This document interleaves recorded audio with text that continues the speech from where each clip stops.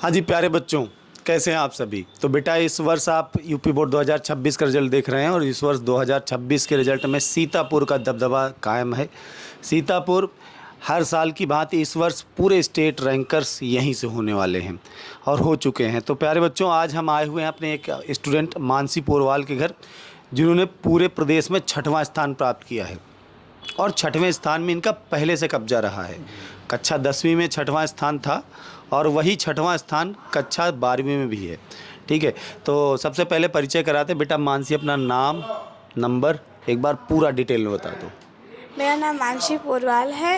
मेरे 96.4% नंबर आए हुए हैं। अच्छा। मेरे यूपी में 6 रैंक है। और क्लास 10 में 6 रैंक थी। जी, क्लास 10th में भी यूपी में 6 तो रैंक थी। क्लास 10 थी, तुमने 6 रैंक को अपना फिक्स कर लिया था। Yes sir. लिखवा लिया था कि 6 रैंक मेरी रहेगी। Yes sir. ठीक है, तो ये कोई बहुत दुर्लभ होता है कि क्लास 10th के बाद क्लास 12th में उसी रैंक को लगातार बनाए रखना।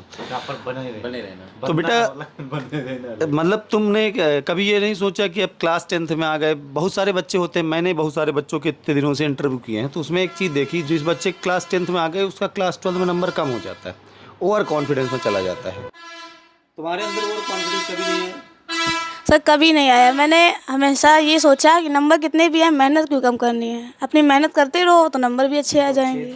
मेहनत मतलब उसी तरह जिस मेहनत से बच्चों क्लास 10th में मेहनत की थी, वही मेहनत क्लास 12th में कंटिन्यू रखी थी और आज आपके सामने रिजल्ट है। 6वां स्थान पूरे प्रदेश में बच्ची ने पाया है। ठीक है, तो बेटा कैसे पढ़ाई करते थे आप? रेगुलर स्कूल जाते थे? जी, रेगुलर स्कूल जाते थे। स्कूल से आते थे, फिर 2 घंटे का ब्रेक जरूर लेते थे क्योंकि माइंड को भी फ्रेश करना था। फिर अपना 5 घंटे कंटिन्यू पढ़ाई करते थे। फिर अपना फैमिली को टाइम दे के सो जाते थे।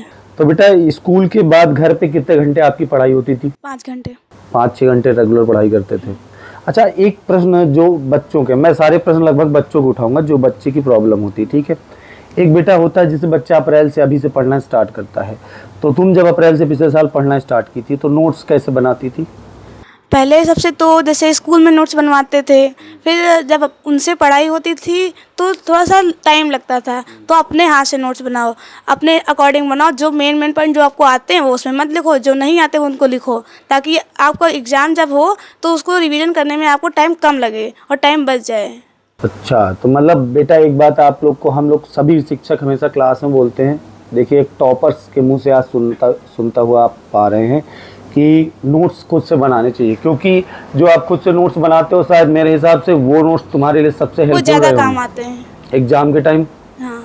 बहुत सारे बच्चे होते हैं जो अभी से मस्ती करेंगे। आज हम तुम्हारा जब इंटरव्यू कर रहे हैं, अप्रैल है, अभी से वो आराम से सोचेंगे अरे नोट्स की क्या जरूरत है, एग्जाम टाइम क्वेश्चन बैंक आएगी, तो क्या क्वेश्चन बैंक से पढ़ के कोई टॉपर बन स्टार्टिंग सकता में है? 10-15 दिन तो सभी पहले बन जाने दीजिए, उसके बाद ही सब पढ़ते हैं। 10-15 दिन किसी कोई नहीं पढ़ पाता है, फिर धीरे धीरे जब उसका मन लगने लगता है पढ़ने लगता है। मतलब अगर बच्चे ये सोच के बैठ जाए कि क्वेश्चन बैंक आ जाएंगे उससे टॉपर बन जाएंगे, उससे तो कुछ नहीं होता है। क्वेश्चन बैंक में आपको प्रीवियस क्वेश्चन मिलेंगे, आगे आने वाले थोड़ी ना मिल जाएंगे। हाँ हाँ हाँ। आप एक्स्ट्रा पढ़ो ना तो अपना आ ही जाएगा। तो भविष्य में बिटिया डॉक्टर बनेगी। प्यारे बच्चों, ये ऐसे होनहार छात्र हैं जो माता पिता और अपने परिवार के बीच में एक ऐसा माहौल पाते हैं और पढ़ाई करते हैं, दिन रात मेहनत करते हैं और फिर टॉपर बनते हैं। तो जब रिजल्ट आया सबसे पहले किसने बताया था तुमको कि तुम्हारी रैंक आ गई? सर ने फोन किया था। अच्छा, सर नहीं, स्कूल वाले सर ने बताया था। घर में रिजल्ट देखा था बट रैंक नहीं पता थी, फिर सर ने कॉल किया कि तुम्हारी 6 रैंक। हाँ, 50-60 लाख बच्चों का रिजल्ट होता थोड़ा सा फाइल में सर, तो सर ने बताया कि रैंक 6 है। तो फिर तुरंत तुम स्कूल भागी होगी? नहीं, पहले बैठे रहे, पहले फैमिली के साथ बैठे, अच्छा। खुशियाँ मनाई, फिर सर ने कहा जल्दी आ जाओ स्कूल, तो हमने कहा हाँ बस आ रहे हैं सर। तो सबसे पहले बेटा स्कूल वाले सर ने बताया था। काफ़ी कई बच्चों के साथ इस वर्ष रहा है, रिजल्ट के बाद काफ़ी देर में पता चला, तो उसके बाद फिर घर परिवार में खुशियाँ रहीं। जी। कल से मिठाइयाँ मिल रही होंगी लगातार। हाँ बिल्कुल। हम भी एक डिब्बा लाए हैं, खा लेना, ठीक है?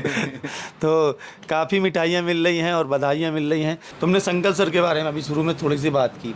संकल सर की बायोलॉजी कैसे लगी थी? बहुत मस्त। क्या खास लगता है संकल सर की बायो में? वो पढ़ाते बहुत अच्छा है, उनसे पढ़ने में मजा आता है, इंटरेस्ट बढ़ता है बायोलॉजी में। मैं पूछूं तो क्या कुछ खास? बच्चे थोड़ा सा यूनिक बोलते हैं इनको कि बायो इनकी आप अलग है। हाँ अलग तो है सर, क्या अलग है? उनका अंदाज ही अलग है। वो पढ़ाते हैं ऐसे हैं कि मतलब लगता है टीचर से नहीं पढ़े, भाई से पढ़ रहे हैं एकदम। अच्छा, ऐसा लगता है जैसे टीचर ने भाई से पढ़ रहे हों। तो इस बार बायो में कितने नंबर तुम्हारे? 95। 95 नंबर बायो में है। तो बायो का पूरा पेपर आया था? हाँ पूरा पेपर लिख के आई थी? हाँ सर पूरा। तुम्हें कितना विश्वास था 95 आएगा? मुझे तो लग रहा था 98 तो कम से कम आएंगे ही। अच्छा 98 गए थोड़ा सा। नंबर। अब जब से संकल सर पढ़ाने लगे तब से बायो में 100 भी आने लगा है। हाँ बिल्कुल। हाँ, अप्रैल मई का महीना है, अभी से अगर पढ़ोगे बच्चों तो अगले वर्ष आप भी टॉपर बनोगे। ध्यान दीजिएगा एक बात, हम जब भी किसी टॉपर के घर जाते हैं तो एक कॉमन सी बात मिलती है। एक कॉमन बात होती है बेटा, वह सही समय से पढ़ाई शुरू करता है, यानी अप्रैल या मई महीने से पढ़ाई शुरू कर देता है। बेटा अगर मैं कहीं पे गलत हूँ मुझे टोक देना, सही है? अप्रैल मई से पढ़ना चाहिए ना? अप्रैल मई से पढ़ना चाहिए, शुरू से पढ़ना चाहिए। और उसके बाद खुद के नोट्स बनाने चाहिए मेहनत करके, क्योंकि वही नोट्स आपके सबसे ज़्यादा हेल्प करते हैं, है ना? Yes sir. और दूसरी बात कि आपको रेगुलर पढ़ना चाहिए। बेटा बीच में आप भी तो कहीं जैसे शादी ब्याह होता रहता होगा, जब आप 12th की तैयारी कर रहे थे तो घर कई फैमिली फंक्शन हुए होंगे, कहीं पे आना जाना होता, ये सब चीज़ें कैसे मैनेज करते थे? जैसे शादियाँ तो नहीं पड़ी थी, बट हाँ कुछ प्रॉब्लम हो गई थी घर में, तो मैंने 10-15 दिन का तो उसमें मेरा बैक हो गया था। अगर वो थोड़ा सा बैकलॉग नहीं हो पढ़ जाता पाए, है बीच का वो चीज़, तो फिर उसे कैसे मैनेज तो करते आप हो? मेहनत डबल कर दो। अच्छा मेहनत डबल कर दो, मतलब उसी टाइम तो समय देख क्लियर, सकते हो, 24 घंटे हैं तो कम सोनो, थोड़ा कम कर दो। उसी समय क्लियर कर लो ना। हाँ। कुछ बाद क्योंकि के अगर लिए आप नहीं ये रखना सोचेंगे चाहिए। कि उसको लास्ट में करेंगे तो वो लास्ट ही रह जाता है खत्म। सिलेबस कब कंप्लीट कर लिया था तुमने? दिसंबर में। दिसंबर, नवंबर दिसंबर में हर टॉपर की ये कहानी है कि बेटा सिलेबस कंप्लीट हो जाता है, क्योंकि फिर रिवीजन के लिए टाइम चाहिए। दिसंबर में मेरा स्कूल वाला भी खत्म हो गया था और मेरा भी खत्म हो गया। तो बेटा दिसंबर नवंबर में बच्ची ने पूरा सिलेबस कंप्लीट कर लिया और उसके बाद फिर पूरा रिवीजन किया और सही समय पे सॉल्व किया और फिर पेपर दिया। यही पूरी कहानी रही। Yes sir. और सोचो ये कितनी सिंपल सी कहानी है, लेकिन इसे मानने वाले जो बच्चे हैं अगर वो मान जाए तो टॉपर बन जाए। ठीक है, क्या संदेश देना चाहोगे? लास्ट अंतिम बार पूछेंगे, क्या संदेश है जो 2026-27 में बच्चे आ रहे हैं बेटा, उनके लिए सबसे क्या यही संदेश कहना है? चाहेंगे कि सब लोग अच्छे से मेहनत करो और ये मत सोचो कि टॉपर बनेंगे नहीं बनेंगे, अपना आप 100% दो, फिर बनना ना बनना ऊपर वाले की मर्जी है। नहीं बनते तो कोई बात नहीं, अगर किसी से कम आए हैं नंबर या अपने क्लासमेट से कम आए तो कभी ये मत सोचो कि इस नंबर से आपका फ्यूचर डिसाइड होता है। ये नंबर कोई मायने नहीं रखते कि आपको फ्यूचर क्या होगा। बहुत से बच्चे हैं जो आप फेल हो जाते हैं और आगे डॉक्टर इंजीनियर सब कुछ बन के बैठे हुए हैं, तो आप मेहनत पर ध्यान दो, नंबर पे नहीं। तो भैया इससे बड़ा मोटिवेशन क्या हो सकता है? सब कुछ तो बच्ची ने बता दिया। ठीक, इस तरह से और भाई जो हैं अपनी बहनों को टॉपर बना सकते हैं। टॉपर बनाने के सबसे पहले यही तो है कि सिलेबस खत्म करिए। ना भाई वाला रोल बताओ। भाई वाला रोल बताओ। मास्टर वाला। हाँ मास्टर वाला नहीं, भाई वाला। हाँ। मेरी बहन ने पहले स्कूल जाती थी, पढ़े रेगुलर जाती थी स्कूल, फिर स्कूल से आने के बाद पढ़ती थी, रिवीजन करती थी और सिलेबस स्कूल में थोड़ा टाइम करवाते थे, टाइम लेकर। तो हमने कहा ठीक है सिलेबस हो जाने दीजिए, तो सिलेबस करते करते साथ में आप रिवीजन भी करते रहिए, जिससे कि पीछे का बैकलॉग ना बने, भूल ना पाएँ आप। अच्छा, सही सही समय पे मॉनिटर करना पड़ेगा बड़े भाई को, मतलब हाँ, मतलब जितनी भी बहनें हैं, अगर आपके कोई बड़े भैया हैं या कोई बड़े भैया हैं उनकी बहनें हैं, तो ध्यान दीजिए कि आखिर आपके बीच में किस तरह से आप दोनों के बीच में अंडरस्टैंडिंग होनी चाहिए कि आपके बड़े भाई आपको किस तरीके से मैनेज कर रहे हों और आप अपने बड़े भाई को क्या रिस्पॉन्सिबिलिटी अपनी दे सकती हैं। सही बात है ना? अपनी रिस्पॉन्सिबिलिटी बड़े भाई को देनी चाहिए कि भैया मेरा ये सारी चीज़ें तुझे देखनी पड़ेगी। तो बेटा ऐसा अगर बड़ा भाई और ऐसी छोटी बहन घर में होते हैं और दोनों के बीच में ऐसी अंडरस्टैंडिंग होती है तो टॉपर बनना तय है। और अगर आपका भाई नहीं भी है तो सर आपके भाई ही तो सर को फॉलो कीजिए आप ऑब्वियस सी बात है, आप आगे निकल जाएंगे। हम लोग हैं, हम लोग तो पूरे उत्तर प्रदेश की हर विश्वास करना ही सबसे बड़ी बात है। ये बात बच्चे भटकते बहुत रहते हैं 10 प्लेटफॉर्म पे। हाँ, एक ये बात टीचर है। को पकड़ के आप एक से पढ़िए, कहीं भी पढ़िए, तो कहीं आपको भटकने की जरूरत नहीं पड़ेगी। एक टीचर से पढ़िए, कहीं भी पढ़िए। साल भर बच्चों जब आप शिक्षक बदलते हो ना, आज एक महीना उनसे पढ़े फिर एक महीने बाद उनसे पढ़े, तो आपको प्रॉब्लम 100% खुद होगी। भटका हुआ इसलिए हम बता रहे हैं आपको। तो भटकना नहीं है बेटा, आपको एक जगह किसी भी बताया तो हम भटक नहीं पाए। किसी भी एक शिक्षक से पढ़िए और पहले दिन से लेकर आखिरी दिन तक पढ़िए। स्कूल में भी नागा हो गया था, इनका बुखार था बहुत तेजी से, टाइफाइड 2 बार हुआ इनके बार में। अच्छा, और 2 बार पेपर जब तो 1 महीना पहले ही गिर गए।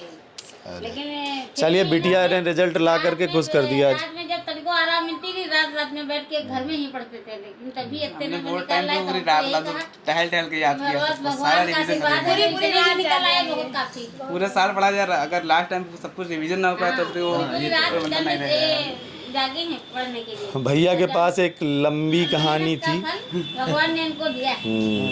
इनकी मेहनत का फल उनको दे दिया है। लेकिन ठीक है, भाई बहन है, आपस में मेहनत का फल तो बराबर ही है। आगे कोई हम दिक्कत भी रैंक ले आएंगे कॉम्पिटिटिव एग्जाम में। तो कॉम्पिटेटिव एग्जाम में भाई रैंक लाएंगे, चलो बढ़िया है। प्यारे बच्चों, इसी प्रकार से आप सभी को हम अपने स्टेट रैंकर, डिस्ट्रिक्ट रैंकर से मिलाते रहेंगे और बहुत अच्छा लगता है इन बच्चों के बीच में जाते हैं।